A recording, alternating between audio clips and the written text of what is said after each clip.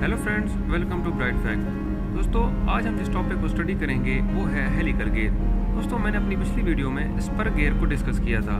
मैंने कहा था कि हम गियर की जो टाइप्स हैं उसको हम एक एक करके डिस्कस करेंगे ताकि आपको इनकी सही से समझ आए। तो दोस्तों, आज हम हेलिकल गियर को डिस्कस करेंगे। दोस्तों, वीडियो शुरू करने से पहले आपसे रिक्वेस्ट करूंगा कि इस वीडियो को शुरू से लेकर आखिर तक ज़रूर देखिए ताकि आपको इसकी सही से समझ आए। तो चलिए दोस्तों, शुरू करते हैं हेलिकल गियर। फ्रेंड्स, जब हम हेलिकल गियर को डिस्कस करते हैं तो हम कहते हैं कि when the teeth of the gear cut an angle to the face of the gear, means जब गियर के जो टीथ हैं वो एक एंगल पे कट हो तो उनको हम कहेंगे कि ये हेलिकल गियर होगा। देखें दोस्तों, ये मेरे पास एक हेलिकल गियर है। देखें दोस्तों, ये इसके जो ऐसे अगर आप देखें इसको तो इसके जो टीथ हैं वो एक एंगल के ऊपर कट हैं। ये क्यों कट होते हैं इसके बारे में मैं आपको बताता हूँ। ठीक है दोस्तों, जब हम गियर को किसी को तब दूसरी तरह डिफाइन करते हैं तो हम कहते हैं कि इसके जो टीथ होते हैं वो हेलिक्स फॉर्म में कट होते हैं। मीन्स अगर ये देखें कि ये हमारे पास गियर के टीथ हैं तो ये एक एंगल पे कट हैं। जिस तरह मैंने अपने उसमें गियर में आपको दिखाया है, इसके जो टीथ होते हैं वो कट होते हैं, कट की तरह कट लगा होता है और ये एंगल पे कट होते हैं और उस एंगल को क्या कहते हैं? हेलिक्स एंगल कहते हैं। ठीक है दोस्तों, हेलिक्स एंगल के बारे में मैं आपको भी बताता हूँ डिटेल के साथ। देखिए फ्रेंड्स, हेलिकल गियर जो होता है ये बहुत ज़्यादा यूज़ होता है। इसके ज़्यादा यूज़ होने की वजह क्या होती है कि ये स्मूथली ऑपरेट होता है और इसमें शोर नहीं होता। क्या मतलब कि जब ये दो हेलिकल गियर आपस में मैश होते हैं तो उनमें क्या होता है, साउंड प्रोड्यूस नहीं होती, वो ईजीली एक दूसरे के साथ इंगेज हो जाते हैं। इसी तरह दोस्तों जब इसके बारे में कहा जाता है कि when two of the teeth starts to engage then contact is gradual starting at one end of the tooth. देखें दोस्तों, ये हमारे पास एक गियर है। अगर दूसरा गियर इसके साथ मैं रख दूं तो ये वाला जो पॉइंट आपको नज़र आ रहा है, यहाँ से ये कॉन्टैक्ट होना इसका शुरू हो जाएगा।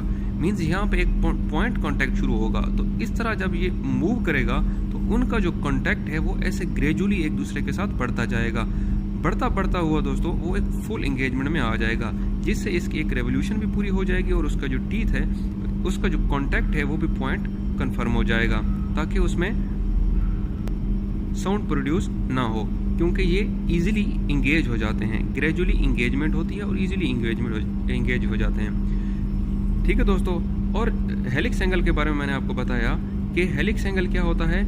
ये देखें 15 टू 30 डिग्री तक इसके जो टीथ हैं दोस्तों, ये जैसा कि आपको नज़र आ रहे हैं, ये 15 टू 30 डिग्री तक कट होते हैं। हेलिक्स एंगल क्या होता है वो मैं आपको समझाने की कोशिश करूँगा। देखें दोस्तों, जब हम हेलिक्स एंगल को डिफाइन करते हैं तो हम कहते हैं कि हेलिक्स एंगल होता क्या है। ये देखें दोस्तों, ये फ़र्ज़ करें मैंने ये इसके गियर के टीथ बनाए हुए हैं, तो ये वाली जो लाइन है सेंटर वाली, इसको सेंटर लाइन कहते हैं। अच्छा, तो जो ये टीथ और सेंटर लाइन के दरमियान ये वाला जो एंगल बनेगा जिसको मैंने बीटा कहा हुआ है, इसको मैं हेलिक्स एंगल बोलूँगा।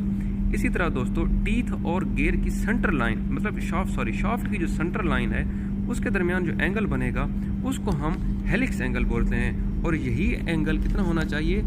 15 से 30 डिग्री तक होना चाहिए। इसी तरह ये जो टीथ से लेकर हमारे पास सेंटर लाइन है, ये वाला जो डिस्टेंस होगा इसको हम कहते हैं ट्रांसफ़र पिच होती है। ये टीथ से लेकर ये जो सेंटर लाइन है इसे हम कहते हैं ये ट्रांसफ़र पिच होती है। इसी तरह एक टीथ से लेकर दूसरे टीथ तक जो डिस्टेंस होता है उसको हम नॉर्मल पिच बोलते हैं। ठीक है दोस्तों, उम्मीद करता हूँ कि आपको इस हेलिक्स एंगल की अच्छे से समझ आ गई होगी।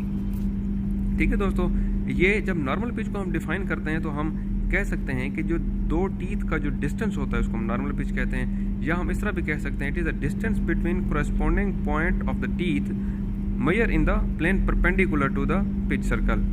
ठीक है दोस्तों, टीथ के दरमियान जो डिस्टेंस होगा उसको हम नॉर्मल पिच भी कह सकते हैं। इसी तरह फ्रेंड्स, ये जो हेलिकल गियर होता है ये मोस्ट कॉमनली यूज होता है।